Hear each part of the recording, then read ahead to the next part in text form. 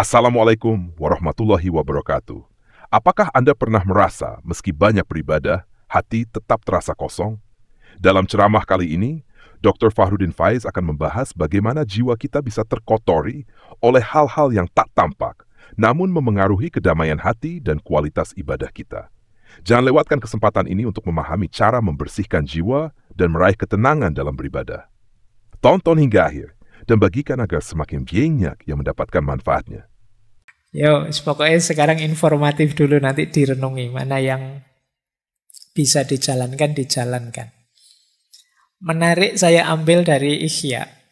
Tanda-tanda jiwa kita masih kotor. Yang pertama apa? Kesulitan menjalankan fungsi ilmu, hikmah, dan makrifat.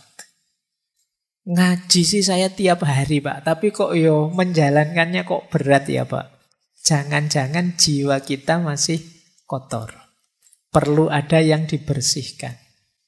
Jadi mungkin teman-teman, Pak, saya itu ngaji filsafat sudah hampir 400 sesi saya ikuti sejak awal sampai akhir. Saya kok gini-gini saja ya, Pak. Nggak naik-naik kelas. Jangan-jangan ada kekotoran, ada yang harus kamu bersihkan dulu. Kan sering saya ilustrasikan itu. Wadah yang kotor itu diisi barang bersih berapapun, yang bersih ketika masuk akan terkontaminasi jadi kotor. Maka coba dicek. Kok saya merasa ilmu saya tambah, tapi kualitas diriku tidak nambah, jangan-jangan masih ada kotoran-kotoran. Coba dicek. Apakah dosanya itu di anggota tubuh, dosa dan maksiat, ataukah terlalu fokus pada duniawi, lupa Allah, dan lain sebagainya. Saatnya introspeksi. Yang kedua, tidak bisa menikmati ibadah. Jadi, sholat sih, puasa sih, zakat sih, tapi rasanya beban. Ini berarti belum bisa menikmati. Baru nongkrong sebentar, sudah adzan isya. Kok cepet yo. Nah itu rasanya beban, Pak. Krungu adzan ini rasanya aduh. Akhirnya kan kamu cepet-cepet pingin sholat biar bebas tugas. Nah ini berarti kamu belum bisa menikmati ibadah.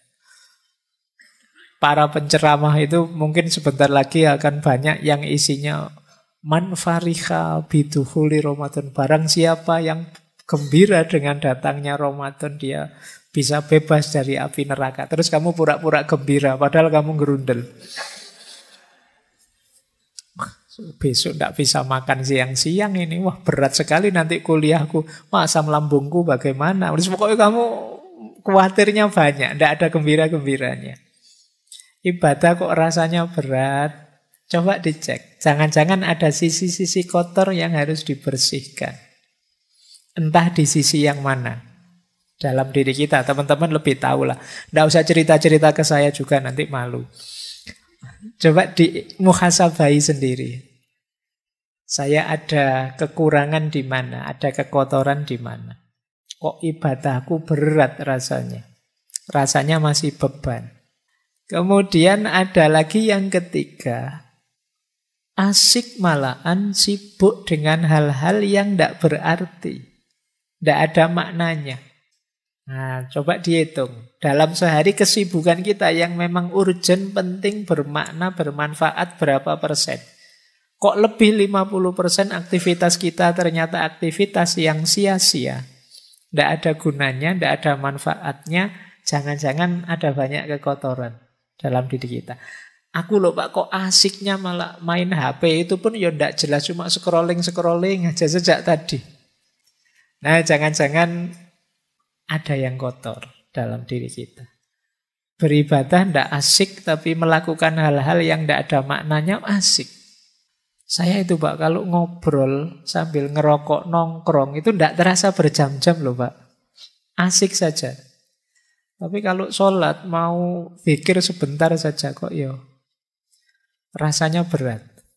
Subhanallah 33 kali itu rasanya kayak 3 kali. Cowopet subhanallah, subhanallah. Sudah 33. Tidak dinikmati sama sekali. Coba dicek. Jangan-jangan ada kekotoran.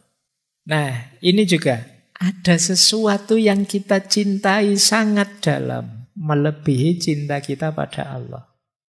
Jangan-jangan masih ada kekotoran dalam diri kita. Kan biasa sebenarnya tiap orang itu punya ambisi, punya keinginan, punya cita-cita. Tapi rumusnya seperti saya bilang tadi, finalnya tetap harus Allah. Jadi Pak Opo tidak boleh mencintai sesama, mencintai yang kita cintai. Cintai saja, tapi jadikan cinta itu bagian dari cinta kita kepada Allah. Karena Allah Sang Maha Cinta. Dia menyukai aktivitas mencintai, maka aku pun mencintai. Jadi kita melakukan aktivitas mencintai itu bagian dari kepatuhan kita kepada Allah. Nah, cuma kok nanti ada yang kita cintai melebihi Allah atau justru membuat kita lupa pada Allah. Saking cintanya dengan HP, dengan main game, dengan nonton TikTok, dengan YouTubean, dengan Spotify-an, porsinya untuk Allah lama-lama habis. Ya tinggal sholat saja. Sholat pun kadang juga tidak sadar hadirnya Allah.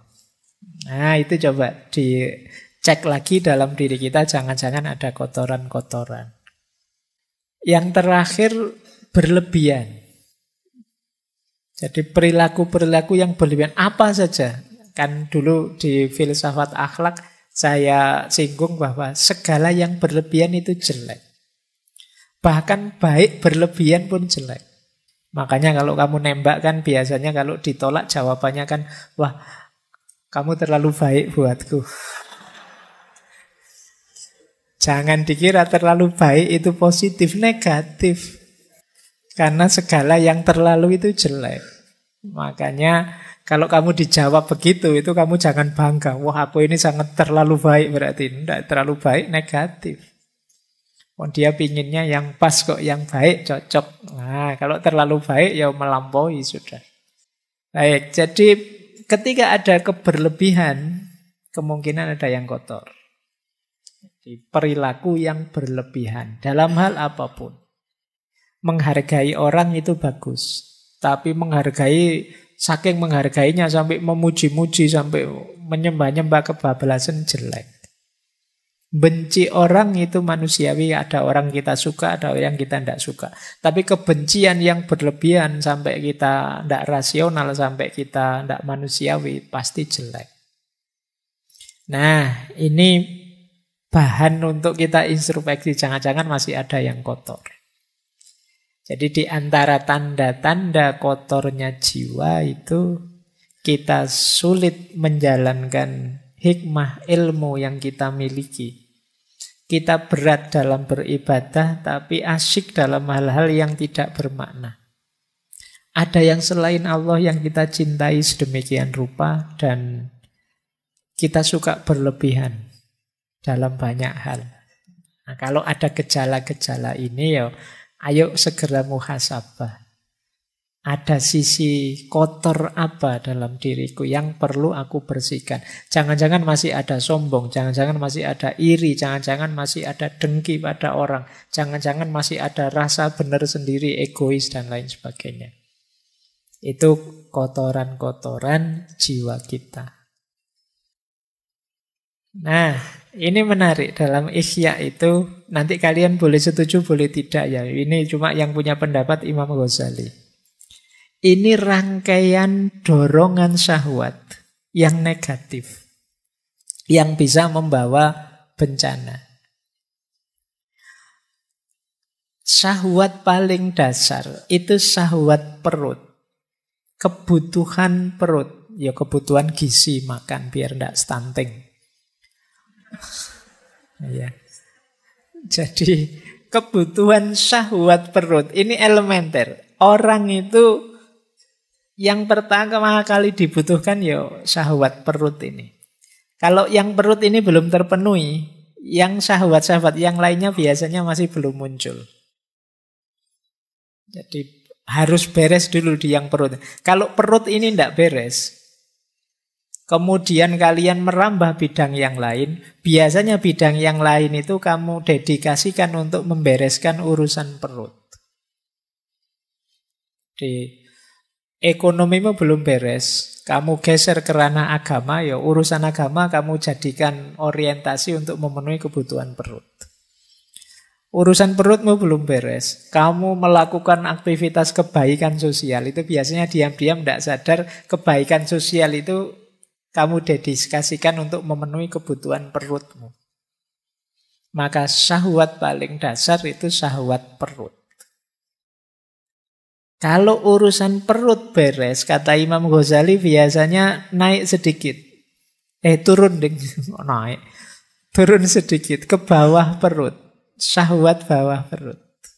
Nah, ini baru mulai lirak-lirik kiri kanan. Kalau perutnya belum kenyang, masih belum turun ke bawah.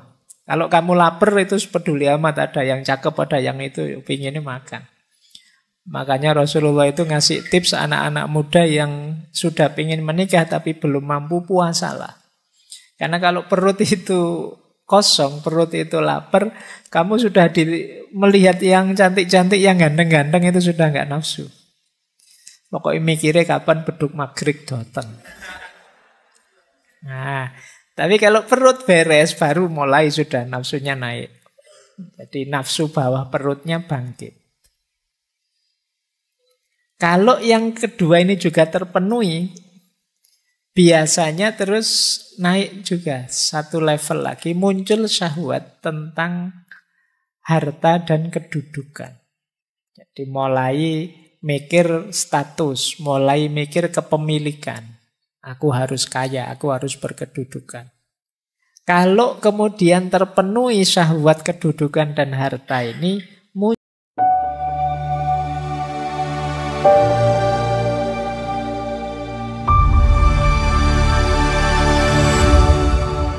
muncul penyakit lanjutannya, riya, sombong, pamer. Kalau riya, sombong, bermegahan, pamer ini muncul, biasanya hadir juga temannya, dengki, memusuhi orang, iri. Karena ada orang lain yang juga seperti itu, punya status yang tinggi juga, punya kedudukan yang tinggi juga, terus kita jadinya iri.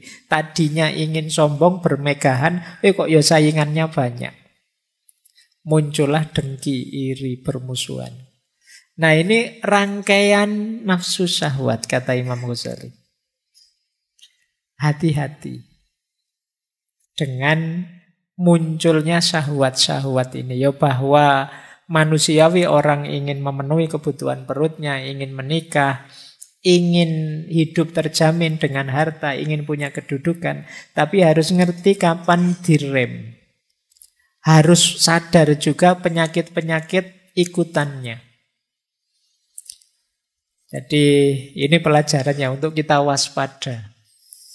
Nah, biar tidak terlalu ditelan oleh rangkaian syahwat ini, berarti puasa bisa jadi solusi. Karena ketika kita puasa, kita lapar. Kebutuhan syahwatnya turun ke level yang paling awal.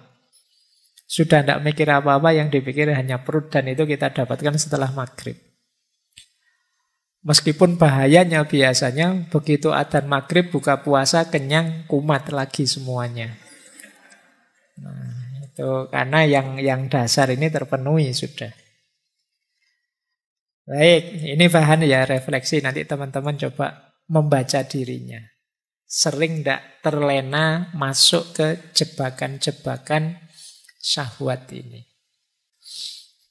Nah, proses tazkiyatun nafs itu ada dua jalur. Yang tadi teman-teman mengeluh berat, membersihkan jiwa itu karena mungkin teman-teman membacanya hanya dari sisi aku, dari sisi kita. Waduh berat Pak kalau saya harus melakukan itu. Ya itu kan teman-teman sendiri. Jalur mujahadah namanya. Jangan lupa selain jalur mujahadah ada jalur hidayah. Jalur hidayah itu Allah yang membukakan jalan. Jadi bukan hanya kita yang berupaya. Nanti kalau upaya kita diridhoi oleh Allah, maka Allah yang akan membawa kita pada hasil yang positif yang kita inginkan. Itu namanya hidayah. Kita dibukakan jalan sehingga jadi mudah. Maka jangan pesimis. Meskipun tadi rasanya kok berat ya Pak, apa bisa ya Pak? Itu mungkin yang bisa ya wali-wali saja Pak. Kalian juga bisa kok. Kalau Allah ridho. Karena selain mujahadah yang itu berdasarkan kekuatanmu, masih ada hidayah. Pertolongan anugerah dari Allah. Makanya beruntungnya orang yang punya Tuhan itu terhindar dari putus asa. Sepahit apapun situasinya, selemah apapun kondisi kita masih punya Tuhan, kita masih punya Allah. Tidak pantas kita mengeluh, tidak pantas kita putus asa. Nah ini prosesnya dua. Jadi ada mujahadah, ada hidayah. Ada upaya kita, ada pertolongannya Allah. Nah, terus Imam Ghazali juga nuntun kita. Kita ini kan ingin bersih-bersih mengubah diri kita. Cepat atau lambatnya perbaikan diri, kata Imam Ghazali, kuncinya dua. Yang pertama, watak dasar kita dan lamanya kita pada kondisi sebelumnya. Yang kedua, kekuatan, kehendak, keyakinan, dan kesabaran kita. Ada orang yang watak dasarnya pemarah. Dan puluhan tahun dia jadi orang pemarah. Nah, ini untuk berubah jadi sabar lebih lama. Tidak masalah, tapi bisa, pasti bisa. Manusia itu tidak ada yang paket tidak bisa diubah. Pasti bisa, cuma prosesnya agak lama. Jadi kekuatan asalnya dan lamanya. Makanya kalian kalau punya sifat negatif, jangan lama-lama kamu nikmati sifat negatifmu. Karena semakin lama kamu jalankan, semakin sulit mengubahnya nanti. Jadi kalau sadar itu jelek, segera latihan untuk berubah. Ternyata aku itu cerewet ya. Ayo latihan. Biar tidak cerewet gimana caranya? Mungkin latihan agak pendiam. Entahlah kamu pakai strategi apa kamu tutup mulutmu, atau kamu nggak cerewet lagi. Nah ini namanya latihan untuk mengubah. Dan ini memang prosesnya tidak sederhana. Tidak semudah diceramahkan. Kamu harus memulai kemudian secara sabar mengubah diri pelan-pelan. Mungkin setiap waktu berkurang 1%, 1% sampai 100% berubah. Tidak mungkin revolusioner tiba-tiba berubah kecuali mungkin hidayahnya Allah yang mungkin seperti itu. Tapi perhitungan rasionalnya ya semakin kita lama di sifat yang lama, perubahannya juga tambah lama. Dan yang kedua kekuatan niat kita. Kekuatan niat ini ya kalau tidak pakai niat ya lama. Tapi kalau niatnya serius bisa lebih cepat. Kan kadang-kadang kita itu tidak percaya diri, akhirnya lama. Ada yang mantap sekali, bisa lebih cepat. Jadi ini dua kuncinya keberhasilan kita untuk tazkiyatun nafas, membersihkan jiwa. Nah, dasarnya tazkiyatun nafas, yang pertama kita harus tahu state of soul kita. Kondisi jiwa kita. Sering saya pakai istilah kolb tadi, hati itu ada 3 istilah. Ada kolbun mayit, ada kolbun marid, ada kolbun salim. Hati yang mati, hati yang sakit, dan hati yang sehat. Kondisi jiwa kita ada di mana sekarang? Hati yang mati itu berarti kondisi jiwa kita namanya amarah. Amarah itu kondisi jiwa yang nyaman dalam keburukan. Tidak ada rasa tidak enak sama sekali kalau melakukan kejahatan. Ini kolbun mayit, hati yang mati. Menyakiti orang tapi senang. Rasakno kamu. Nah, itu berarti amarah. Kolebnya kolbun mayyit. Ayo coba ya kita, semoga tidak ada di sini lah. Kalau ada cepat-cepat berubah. Bohong tapi seneng, ini yang biasanya bikin hoax. Bikin berita palsu, terus banyak orang ketipu. Terus seneng, wah ternyata hoaxku sukses loh ya. Nggak ada menyesal-menyesalnya sama sekali. Jangan-jangan hatimu sudah mati. Melakukan kejahatan kok seneng. Melakukan dosa kok bangga. Nah, ini berarti kita ada di level amarah. Semoga paling tidak kita ada di level lawamah atau alhamdulillah kalau mulhamah. Lawamah itu kondisi jiwa yang terjadi pertarungan di dalamnya antara yang baik dan yang buruk. Enaknya aku ini bohong apa jujur ya? Kalau bohong nanti kok dosa, tapi kalau jujur nanti aku tidak dapat apa-apa. Nah, itu kan pertarungan-pertarungan. Nah, jiwa yang lawamah bertarung tapi kalah. Akhirnya tetap bohong dan kemudian menyesal. Nah, ini lawamah. Kayak kalian buka HP terus diarahkan ke situs-situs yang tidak beres itu. Ini kalau tak klik mesti muncul gambar yang itu. Tak klik enggak ya? Tak klik enggak ya? Nah. Tapi kalau tak klik dosa. Tapi kalau enggak tak klik kok eman-eman. Siapa tahu ada yang baru. Misalnya. Itu kan pertarungan itu dalam jiwamu luar biasa. Kok terus kamu nekat, terus kamu buka terus. Ternyata gambar yang kemarin sama saja. Tapi terus kamu nonton. Terus kamu nyesel, ngerti gini enggak tak klik tadi. Kamu sering nyesel karena melakukan kesalahan, jiwamu lawamah. Lebih bagus daripada amarah karena kalau amarah kamu tidak menyesal sama sekali. Kalau lawamah kamu tahu itu dosa dan menyesal. Alhamdulillah kalau sudah mulhamah. Mulhamah itu ya satu akar kata dari alhama yulhimu ilhaman.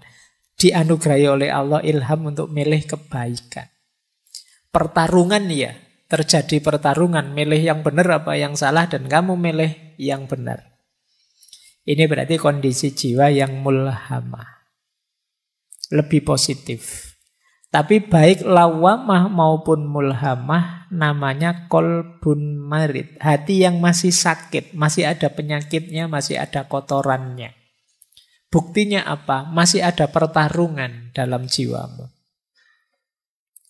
Hati yang benar-benar sembuh, levelnya adalah mutmainnah.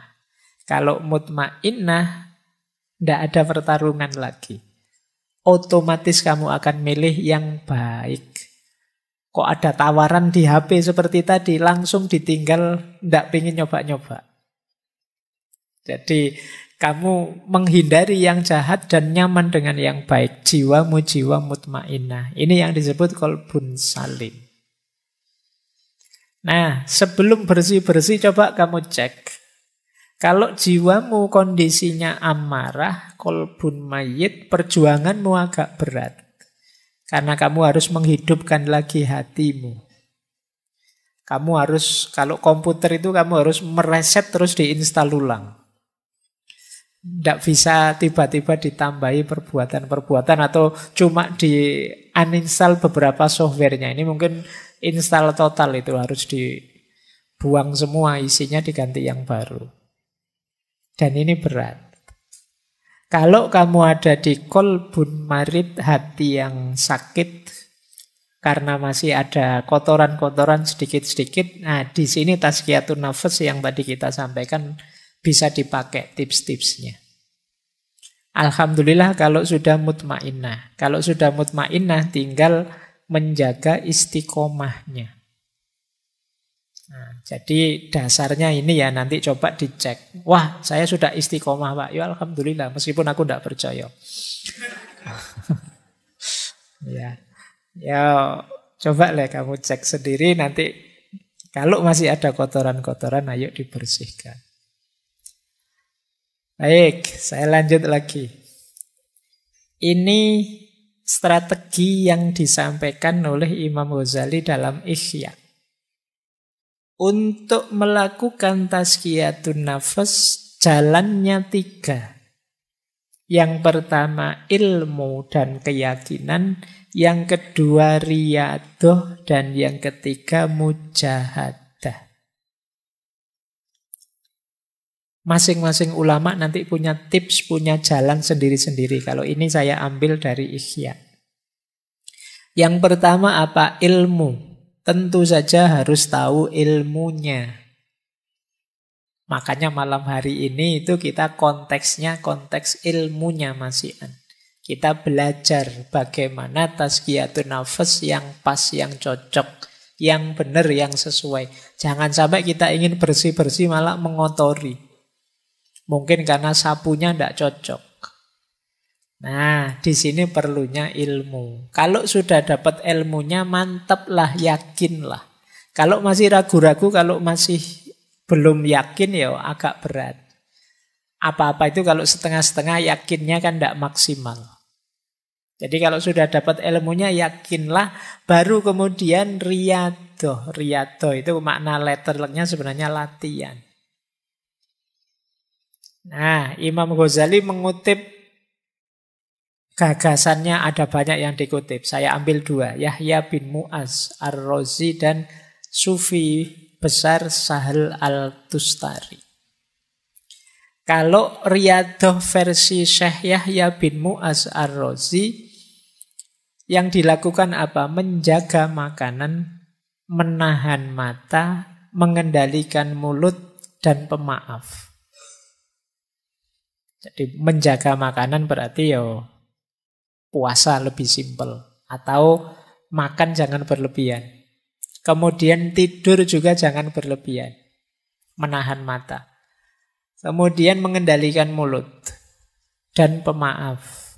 Jadi kata Syekh Yahya bin Mu'az ini strategi-strategi ini efektif untuk detok. Membersihkan kotoran-kotoran kolbu. Kalau Syekh Sahal mirip saja, mengempiskan perut, menyedikitkan tidur malam, tidak banyak bicara dan menjauh dari manusia. Kenapa harus menjauh dari manusia? Ya, karena godaan paling berat itu manusia. Godaan dari makanan saja mungkin tidak terlalu menggoda, tapi begitu ada manusianya yang bareng makanan itu bisa sangat menggoda. Kamu puasa, ada es teh di depanmu sak gelas, itu biasa. Tapi begitu ada orang minum es teh di depanmu, itu kan rasanya beda. Jadi, ya agak jauh lah. Manusia itu memang makhluk penggoda yang luar biasa. Jadi kata para sufi, agak menjauh sebentar. Ya mungkin semacam uzlah atau yang agak berat namanya kholwat. Dalam rangka apa? Bersih-bersih dulu. Nanti kalau sudah bersih, terjun sudah tidak mudah terpengaruh lagi. Ini namanya riyadoh. Riyadoh itu latihan. Ya memang kalau latihan itu berat. Tapi kalau tidak dilatih, kita tidak tangguh. Maka ya memang harus siap ada pengorbanan-pengorbanan. Mengorbankan waktu, tenaga, mengorbankan biaya mungkin, dan lain sebagainya. Tapi harus mau latihan. Tidak senang-senang saja, tidak bisa. Pak, saya ingin tasfiyatun nafas tapi jalur santai gitu loh Pak. Yang senang-senang yang itu ya. Ya tidak jadi tasfiyatun nafas nanti. Nah kalau riyadoh bisa kita jalankan, harus diimbangi juga dengan mujahadah. Kalau mujahadah itu azam yang kuat, amal baik diperbanyak, sabar dan istiqomah. Niatnya yang kuat, diisi lebih banyak amal baik, kemudian sabar serta istiqomah. Jadi ilmu, keyakinan, riyadoh, dan mujahadah. Ini tips untuk tazkiyatun nafas dari kitab Ihya Ulumuddin.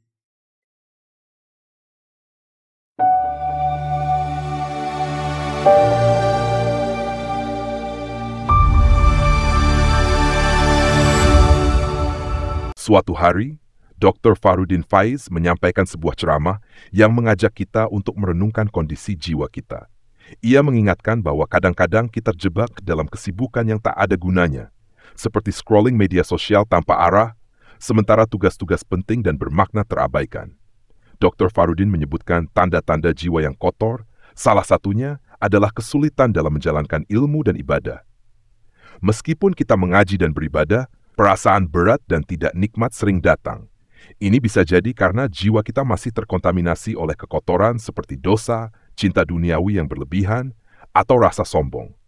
Lebih lanjut, Dr. Fahrudin menjelaskan bahwa jika kita merasa tidak bisa menikmati ibadah, seperti merasa terbebani saat salat atau merasa cepat lelah saat berzikir, itu bisa jadi karena adanya sisi kotor dalam diri kita. Hal-hal yang seharusnya mendekatkan kita pada Allah, seperti salat dan zikir, malah terasa membebani. Sementara hal-hal duniawi yang tak ada maknanya justru terasa sangat asyik. Ini adalah tanda bahwa kita perlu melakukan introspeksi, mencari tahu apa yang menghalangi kita untuk menikmati ibadah dengan sepenuh hati. Bisa jadi kita terlalu mencintai hal-hal duniawi, seperti HP, game, atau hiburan lainnya, hingga melupakan Allah. Di akhir ceramah, Dr. Fahrudin mengingatkan kita untuk berhati-hati dengan hawa nafsu yang berlebihan, seperti keserakahan terhadap harta dan kedudukan. Jika nafsu ini tidak dikendalikan, bisa muncul sifat-sifat buruk seperti sombong, iri, dan dengki. Ia mengajak kita untuk melakukan introspeksi mendalam dan membersihkan jiwa dari sifat-sifat tersebut. Dengan cara itu, kita bisa kembali menemukan kedamaian dalam beribadah dan menjalani hidup. Perjalanan membersihkan jiwa ini memang tidak mudah, tetapi dengan kesabaran, kekuatan niat, dan pertolongan Allah, kita bisa berubah menjadi lebih baik dan lebih dekat kepadanya.